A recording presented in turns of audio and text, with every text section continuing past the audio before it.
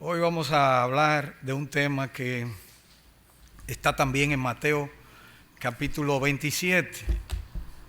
Mateo capítulo 27 es la crucifixión y muerte de nuestro Señor Jesucristo. Yo lo único que puedo decir, comenzando el tema, que me siento insuficiente en tratar el tema de la cruz, por lo amplio que es en la Biblia y fuera de ella también. Yo no sé cuántos libros tengo yo sobre la cruz. O sea, aparte de lo que dice la Biblia, yo tengo no sé cuántos títulos. Me puse a buscar en la biblioteca y me llamó mucho la atención. Tengo demasiado. Y yo dije, bueno, pero revisarlo no me da tiempo. Así que un día yo me voy a poner a estudiar todo ese tema. Así que, pero debemos hablar de este tema y decir lo que dice en la Escritura. Ya ustedes saben por el contexto, luego de soltar a Barrabás, el primer párrafo de nuestra predicación se resume con un solo versículo. Aparece del versículo 27 al 31, ese párrafo, yo solo lo voy a leer, pero se resume con un solo versículo que es el 31. Entonces los soldados del gobernador llevaron a Jesús al pretorio y reunieron alrededor de él a toda la compañía. Y desnudándole, le echaron encima un manto de escarlata y pusieron sobre su cabeza una corona tejida de espinas y una caña en su mano derecha, e hincando la rodilla delante de él, le escarnecían diciendo: «Salve, Rey de los judíos», y escupiéndole tomaban la caña y le golpeaban en la cabeza. Y después de haberle escarnecido, le quitaron el manto, le pusieron su vestido y le llevaron para crucificarle. El versículo 31 resume todo este párrafo. Cuando se cansaron, dice la versión en lenguaje sencillo, cuando se cansaron de burlarse de él, le quitaron el manto, le pusieron su propia ropa y se lo llevaron para clavarlo en la cruz. La historia de la crucifixión es antigua. Los romanos no fueron fueron los pioneros en relación a la crucifixión, sino que antes los persas, los fenicios y los cartaginenses ya usaban la crucifixión para el castigo. Pero hay que reconocer que los romanos perfeccionaron la crucifixión, de tal manera que ellos hicieron un arte, oigan bien, decir que es un arte matar a una gente, de ponerlo en una cruz y de dejarlo tantas horas que fuera posible, de tal manera que las aves de rapiña lo picoteaban estando vivo. O sea, ellos trataron de llevar eso a la máxima expresión. Usualmente las manos eran clavadas a través de la muñeca y los pies a través de la parte posterior de lo que se conoce como el tendón calcáneo, o tendón de Aquiles, como dice la gente. Pero por detrás del tendón, entonces ponían los dos pies en postura y con un solo clavo normalmente podían atravesar eso. Una humillación añadida era que tenía que llevar la cruz. No sabemos si tenía que llevar el travesaño de la cruz o llevar la base de la cruz, que ese es ya un poquito más difícil. Sí sabemos que una cruz podía pesar más de 200 libras y eso no era sencillo. Un grupo de 4 soldados iba escoltando al prisionero en medio de la muchedumbre hasta llegar al lugar, al patíbulo, como dicen, al lugar de la crucifixión. Una placa de la acusación se le colgaba al cuello del culpable, con la razón del culpable, con una inscripción en ella, diciendo la causa por cual se llevaba ahí.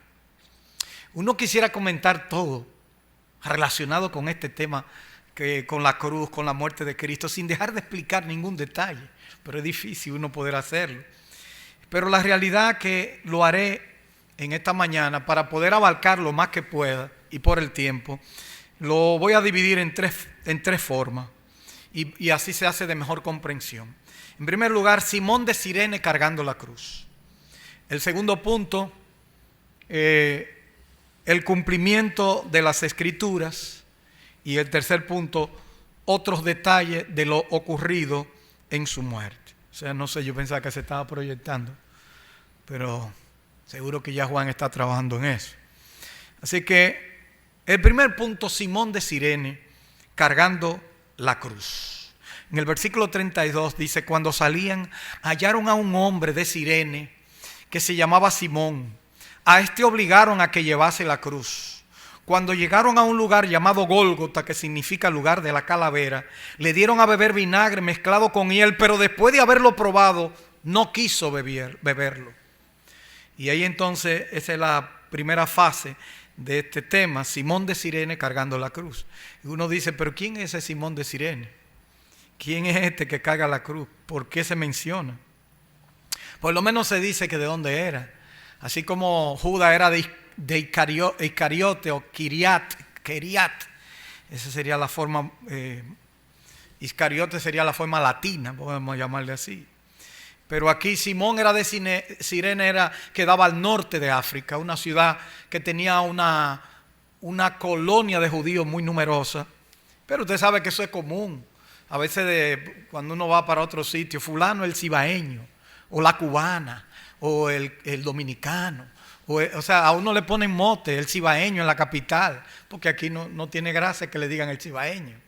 Pero yo noto que dice el mocano, el santiaguero. La gente más orgullosa son los petromacorizanos. Yo me aprendí la serie de Macorís, de San Pedro de Macorís, primero que la de Santiago, serie 23. Había un señor que tenía un cepillito que decía serie 23, aquí en Santiago. Yo decía: ¿de dónde es? De San Pedro de Macorís. Nosotros somos serie 31, lo de Santiago, la cabecera, pero 32, creo que San José Las Matas. Bueno, ya son muchas cosas. Pero la idea es que este hombre era de un lugar conocido, y por los relatos que Marcos nos hace, aunado lo que dice Pablo en Romanos, parece ser que, como dice Marcos, Simón era padre de Alejandro y de Rufo. Regresaba del campo y los soldados lo obligaron a cargar la cruz de Jesús. O sea, lo que significa que esta persona ya llegó a ser. Se cree que por ese acontecimiento él le tocó mucho a su corazón. Porque que hay muchos detalles ya más adelante. Se hablan de sus hijos, se habla de su mujer. O sea que ya se nota la familiaridad con los escritores de las Escrituras. También es relevante lo que dice cuando llegaron al lugar aquí. Lugar que se llama de la calavera, Gólgota. Cráneo es la palabra, Calvario, porque viene de la palabra cráneo.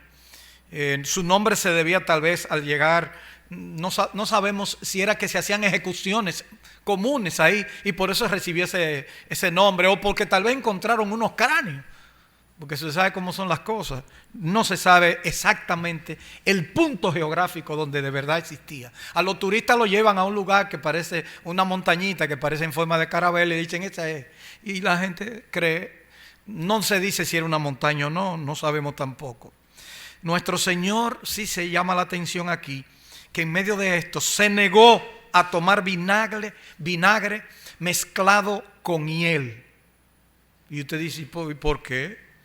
Aquí así declara Mateo, pero Marcos nos dice que era vinagre mezclado con mirra, lo cual era un analgésico, una droga que podía ser incluso alucinógena y que podía desconectarte. Las mujeres judías preparaban esos brebajes para los que iban a sufrir, para que sufrieran menos. Pero miren ustedes, ¿qué hizo el Señor? Jesucristo no quiso tomar ese brebaje. Jesús se negó a tomarlo para no perder su sentido a ir a la cruz. Él quería ir consciente. Él no quería perder la noción de lo que iba a pasar y el entorno. Es verdad que, como una nota que tenemos que decir, que la disminución del dolor físico seguramente no habría disminuido la eficacia de su obra redentora. Pero él necesitaba sus facultades mentales por completo para entregar su madre a Juan, para cumplir las Escrituras, para hablarle al ladrón en la cruz, para pronunciar las palabras de consumado es o entregar el Espíritu. O sea, él tenía que estar consciente para decir lo que él dijo en la cruz, y eso es importante. De todos modos, en la jipeta, pero se llama la crucifixión. De todos modos, la cruz en el día de hoy se puede ver como dice Juan 18:11, se puede resumir. Jesús entonces dijo a Pedro: mete tu espada en la vaina. La copa que el Padre me ha dado, ¿no la he de beber? Antes de ir a la cruz, Jesús habló de tomar la cruz. ¿Pero cuál cruz?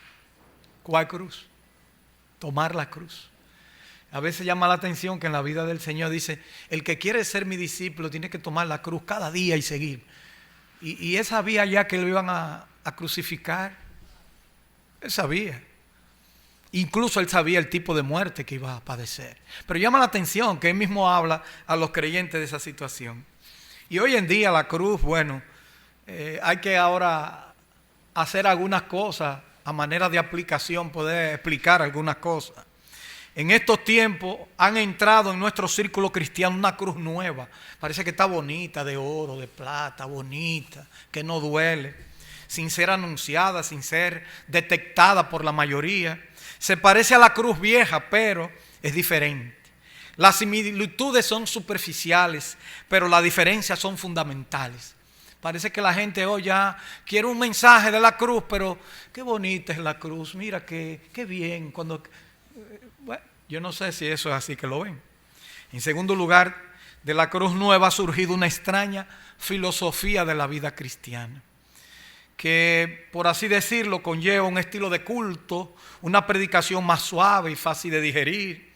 Esta nueva forma de evangelizar emplea el mismo lenguaje que la vieja cruz, pero su contenido no es el mismo, ni tampoco lo es en el énfasis. Yo te hablo de la cruz, pero para decir qué linda es la cruz, no para decir tú tienes que reconocer tus pecados, porque el que está en la cruz murió por tus pecados. Y si tú no entiendes lo que significa la obra de Cristo en la cruz, tú no eres cristiano.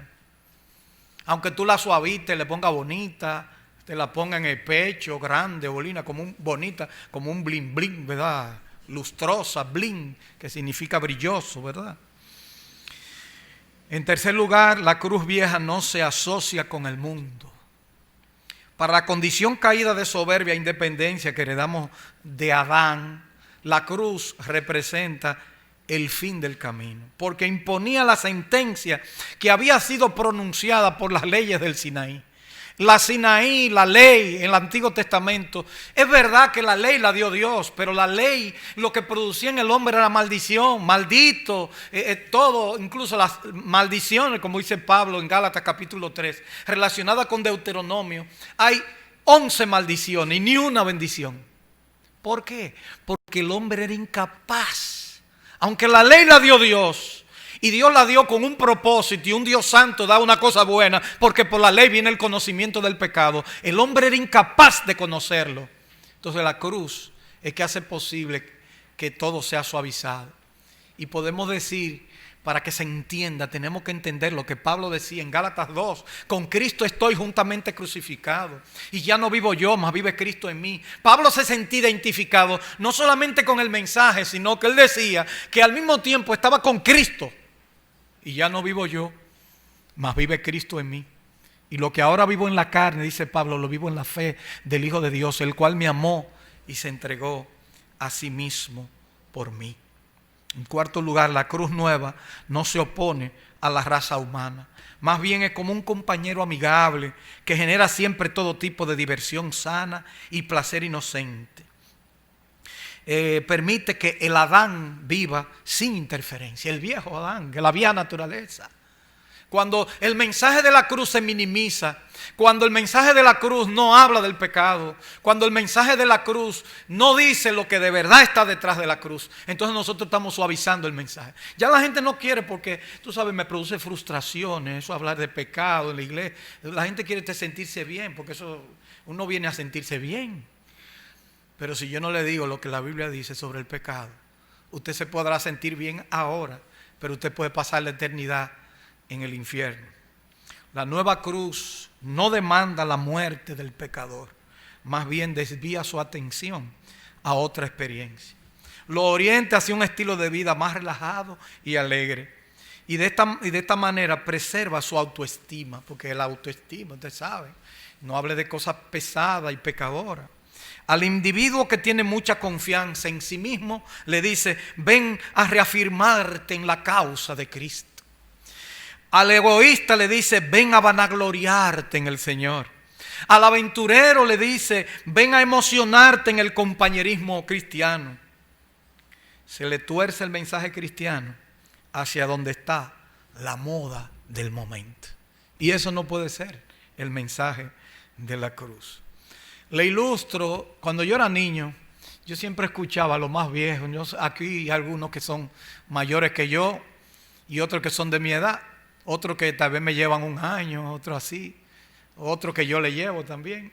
Pero cuando yo era jovencito, a mí me llamaba la atención, no sé si en todos los lugares era así, que la gente mayor, cuando estaba pasando por un problema, le decía, tienes que llevar tu cruz. Esa cruz tú tienes que llevarla. Y uno como que, es verdad como que tal vez el sentido no es el sentido correcto. Y me llamaba a mí la atención. Parece que tenía que ver con los sufrimientos. Pero yo diría que yo prefiero lo que los viejos entendían antes, que como la gente entiende las cosas. Todo es ligero hoy y nada, no importa nada y no importa lo que tú pases, y si te moleste traya eso y tíralo, y nadie quiere ningún problema, y nadie quiere enfrentar las cosas. Lo más fácil es, yo dejar eso. Así hay cosas en la vida que uno dice, hay personas que son así, que dicen, yo no quiero problemas, pero que hay problemas que hay que enfrentarlos. Porque un día te van a sacar la lengua y te van a llevar, el problema será más serio. De manera que Simón de Cirene ayudó a llevar la cruz del Señor Jesucristo. Pero yo creo que muchas veces la gente ha aligerado. Le pasa también como la historia del hombre que decía, quítale algo más, pesa mucho. No sé si han visto ese meme que dice, córtamele algo más a la cruz ahí porque está muy pesada. Y le quitaban. Córtale otro poquito. Y entonces al final tenía una crucecita chiquita. Pero ¿qué sucede? Que esa cruz que le dieron era para cruzar un abismo. Y cuando llegó no le daba porque la recortó tanto que no unía el abismo. La cruz representa el camino hacia el cielo. Y esa es la pura realidad. En segundo lugar, es el cumplimiento de las Escrituras. El cumplimiento de las Escrituras. Mira, no me va a dar tiempo a leer todos los versículos. Yo quisiera leer cada versículo y decir detalles que aparecen, pero también me doy cuenta que no puedo. Tendría que pasarme toda una vida hablando de esto. Dice que cuando le hubieron crucificado, repartieron entre sí sus vestidos, echando suertes para que se cumpliese lo dicho por el profeta. Partieron entre sí mis vestidos y sobre mi ropa echaron suerte. Como primer cumplimiento, entonces por eso yo lo puse. Porque aquí habla de los cumplimientos del Señor. Como primera realidad, el cumplimiento de la ropa del Señor Jesucristo.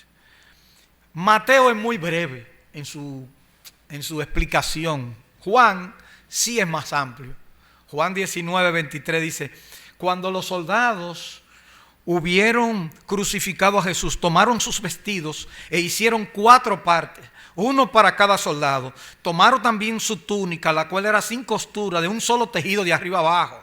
Entonces dijeron entre sí, no la partamos, sino echemos suerte sobre ella, a ver de quién será. Esto fue para que se cumpliese la escritura que dice, repartieron entre sí mis vestidos y sobre mi ropa echaron suertes. Y así lo hicieron los soldados.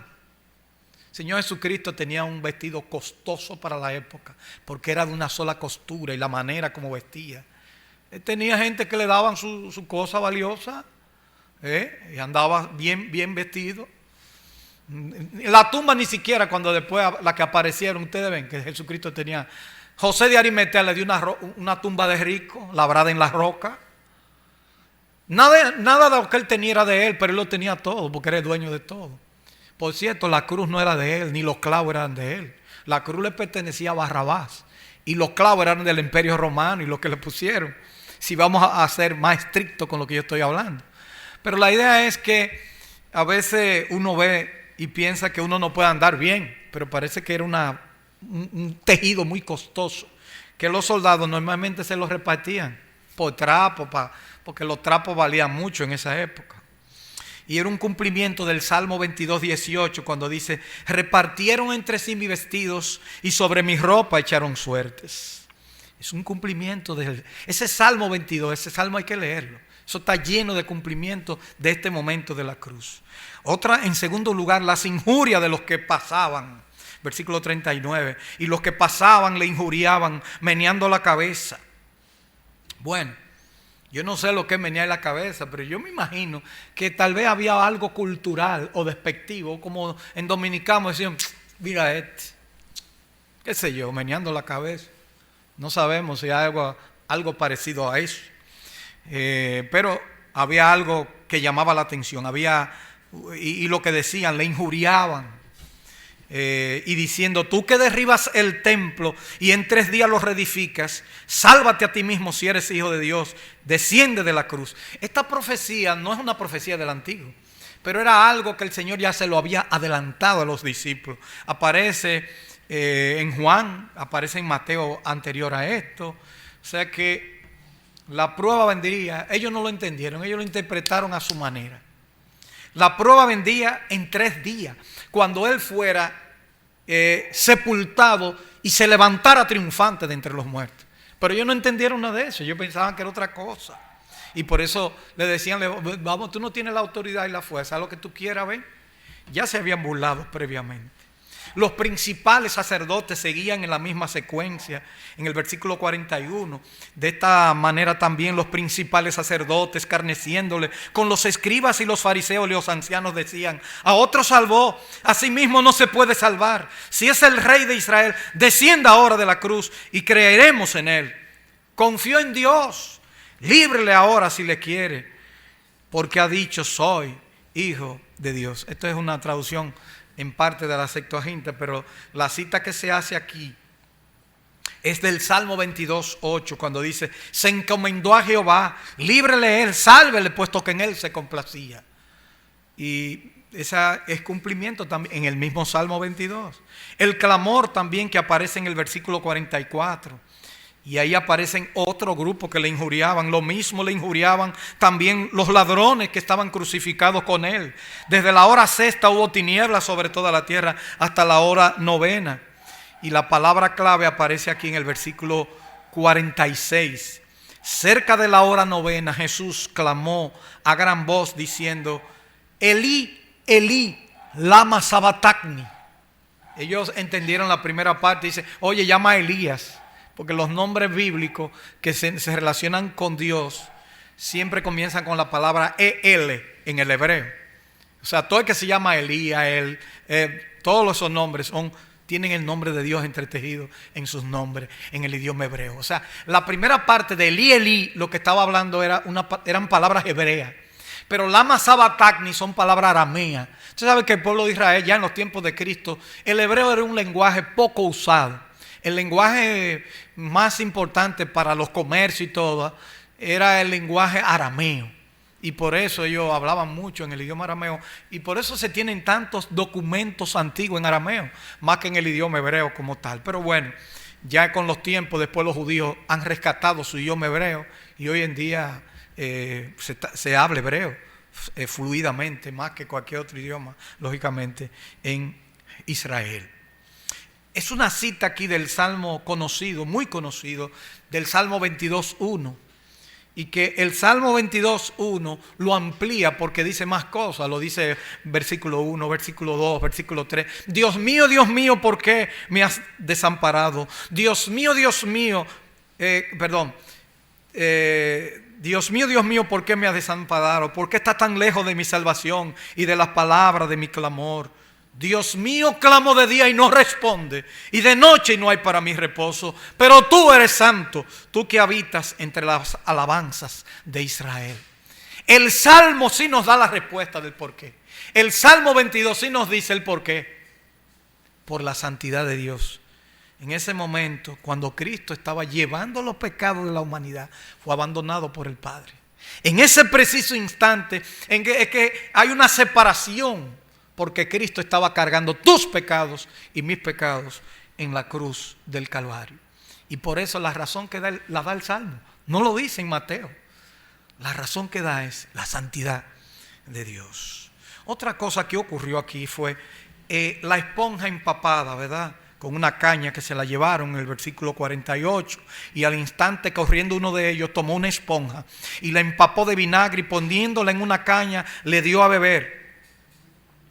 Y ya ustedes saben lo que pasó ahí dentro de eso.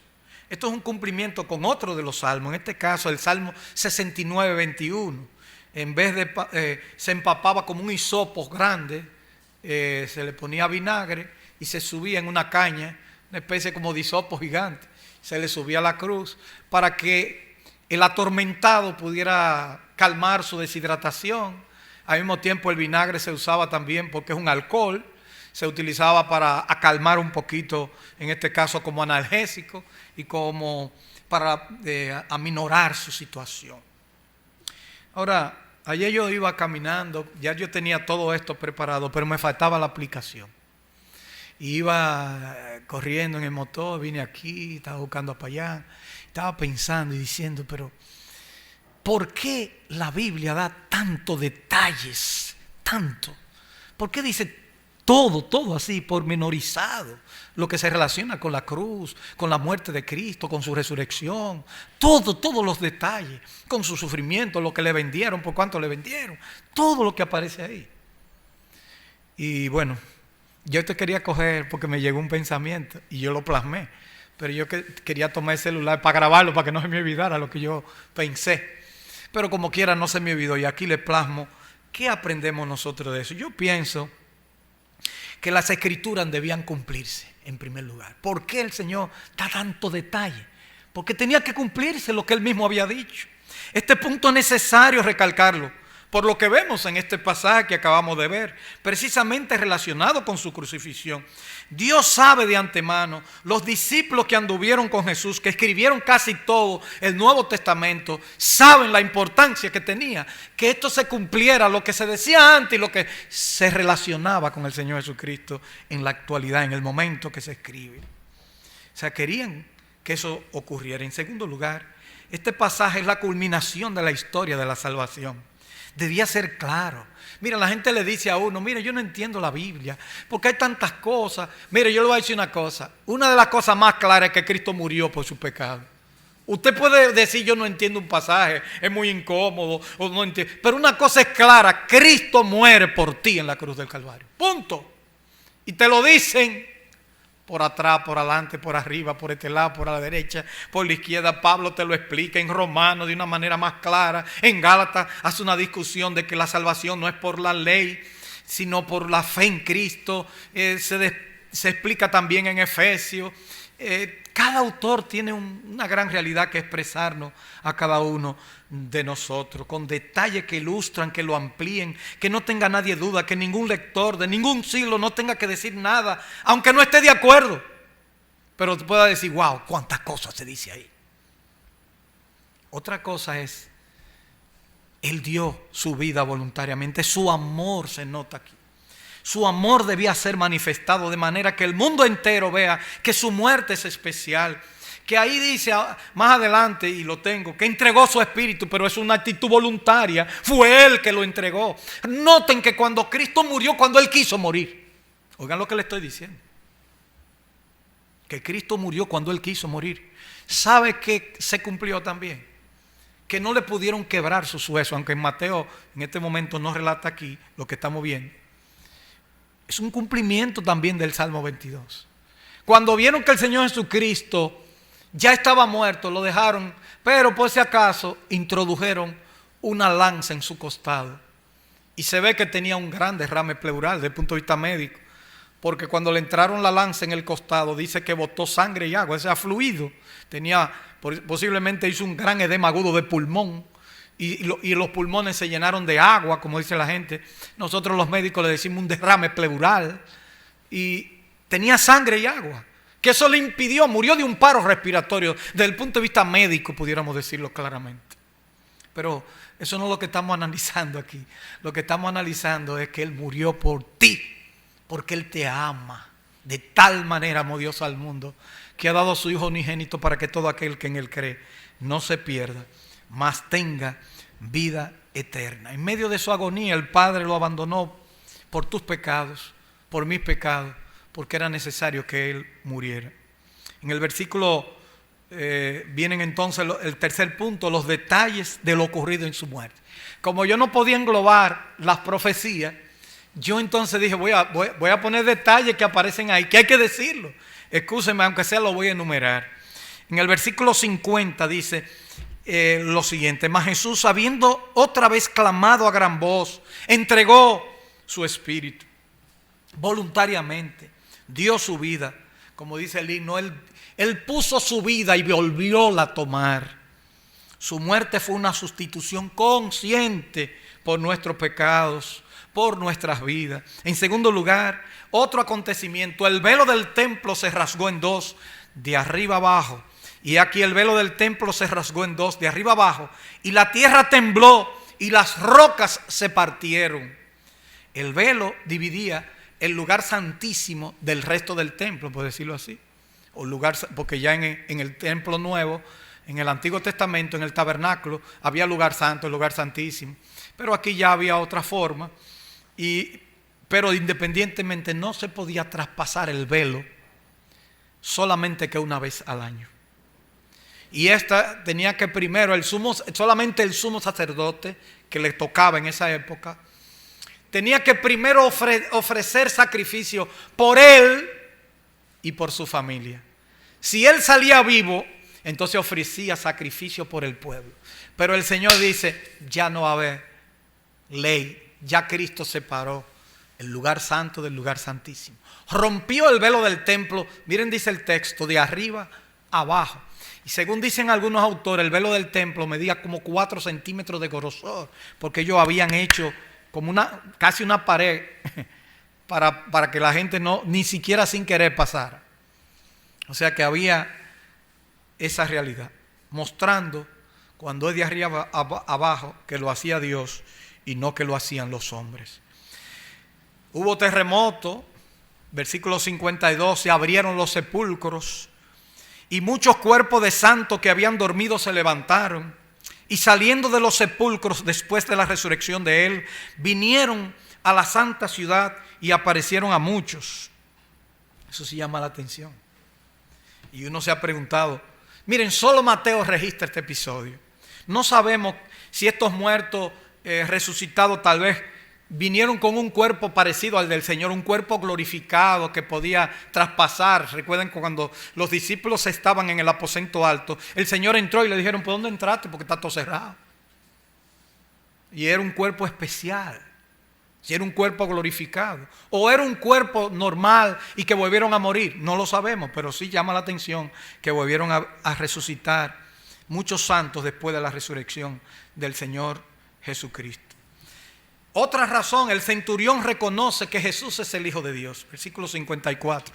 El centurión y los que estaban con él guardando a Jesús, visto el terremoto y las cosas que habían sido hechas, temieron en gran manera y dijeron, verdaderamente este era el Hijo de Dios. Eso llama la atención, porque no solamente temieron, sino que dijeron lo mismo, la misma confesión de Pedro. Reconocieron que Jesús es el Señor, reconocieron que Jesús es Dios. Marcos registra que fue el centurión solamente, creo que Lucas también, posiblemente como vocero de todos los demás, siendo el centurión, es la voz cantante, es el que lleva pero lo que me llama la atención es que temió. Lo llamativo es que temieron en gran manera y reconocieron que Cristo es Dios. Recuerden que estos soldados estaban acostumbrados, no son los soldados de hoy, estos soldados romanos. En esos tiempos la muerte no era con pistola, eran con lanza, espada, y eran cosas sangrientas. Estas son gente que estaban, se puede decir, impuestas o acostumbradas a matar.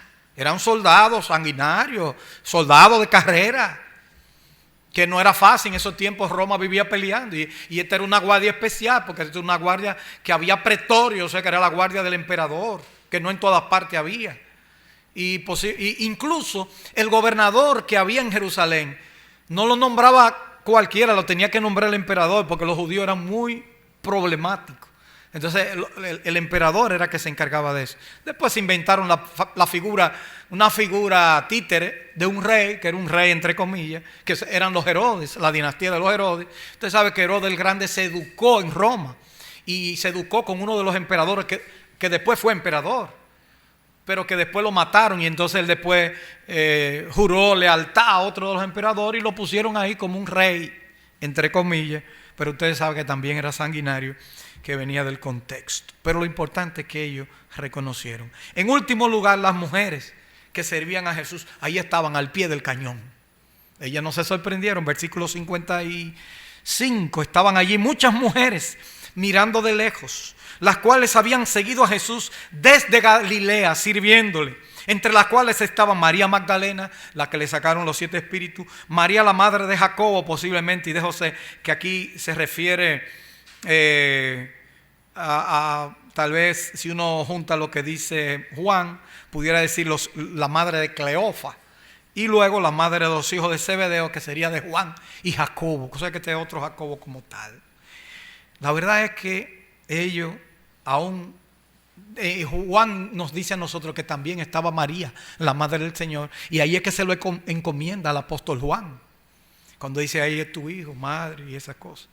Así que posiblemente ya estaba viuda cuando le encomendaron, ya José no estaba, parece que José era un hombre muy mayor, murió tempranamente, y posiblemente ya le encomendaron a Juan, que tenía ciertos recursos para que le cuidara a su madre.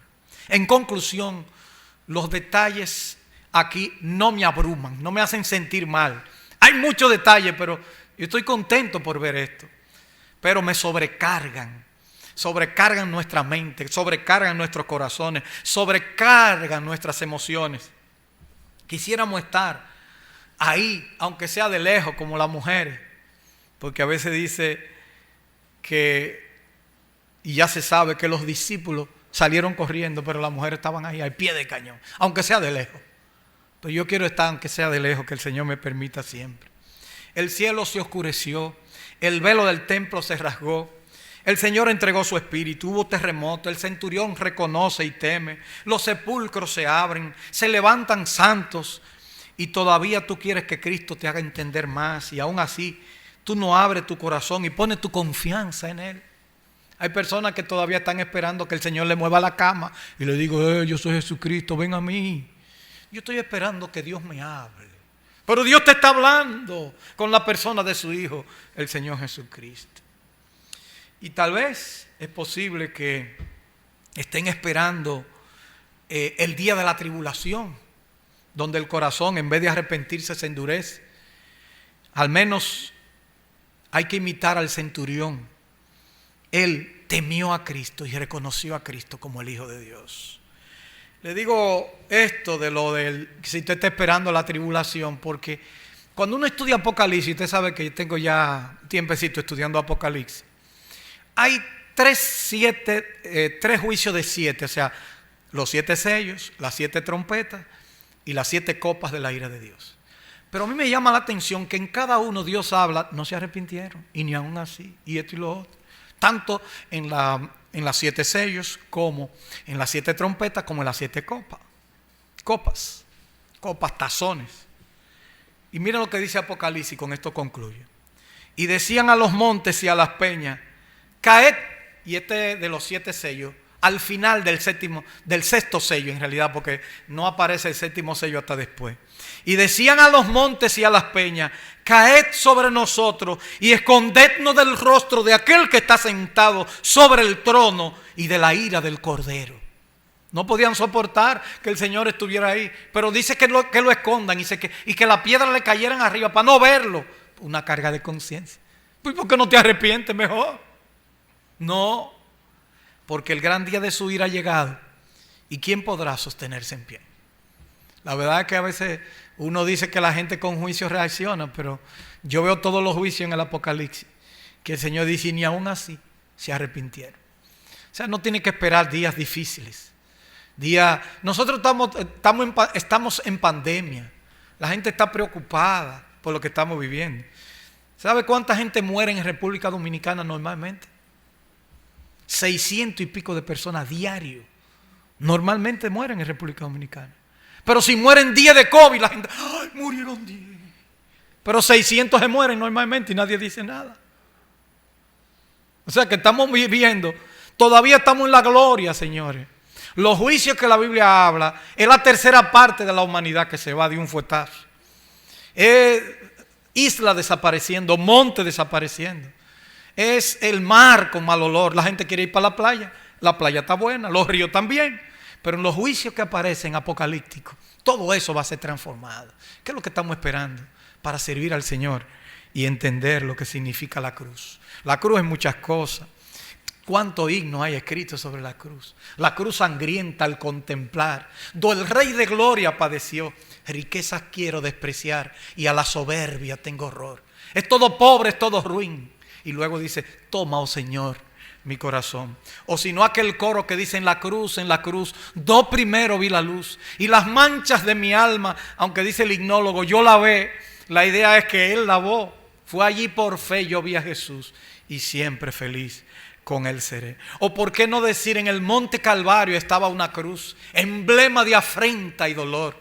Mas yo voy a Jesús, quien murió en la cruz. Y dicen, entre otras cosas, se me olvidó esta parte, esa estrofa. Pero hay muchos himnos sobre la cruz. ¿Cuántos himnos hay que hablan de la realidad de la cruz? Pero no es solamente que la cruz esté maquillada. Tenemos que hablar de la cruz como donde nosotros fuimos un día, al pie de la cruz. Y reconocimos, Señor, gracias. Porque tú fuiste a la cruz por mí, por mis pecados. Hoy con el pan y el vino vamos a recordar eso. La obra que Cristo hizo. Si usted no recuerda, si usted no sabe lo que Cristo hizo, si usted no reconoce sus pecados, Señor, usted no es cristiano. Tiene que venir a los pies de la cruz, al pie de la cruz, y tiene que reconocer a Cristo como Señor y Salvador, o como Salvador, o como el que murió por sus pecados, y lo demás viene. Todo lo demás viene. Que Dios nos bendiga en esta mañana y que nos ayude a entender su palabra y verdad.